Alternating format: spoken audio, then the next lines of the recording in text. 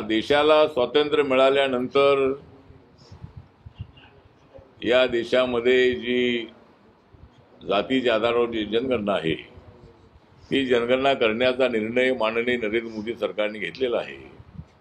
त्याबद्दल नरेंद्र मोदी यांचे मी हार्दिक आभार व्यक्त करतो। आणि हा निर्णय अत्यंत ऐतिहासिक निर्णय आहे, क्रांतिकारक निर्णय आहे।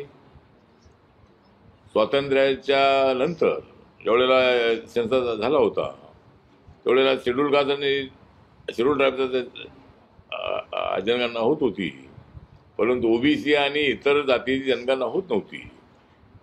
आणि काँग्रेसच्या काळामध्ये अनेक वेळेला म्हणजे काँग्रेस सत्तेवर राहिली, पण काँग्रेस पक्षाने मात्र अशा पद्धतीची जनगणना केली नाही। आज मात्र मध्यंतरी राहुल गांधी सातत्याने मागणी करत होते की जातीच्या आधारावर ओबीसीची जनगणना झाली पाहिजे, परंतु राहुल गांधी यांना मी आठवण करून देतो 2010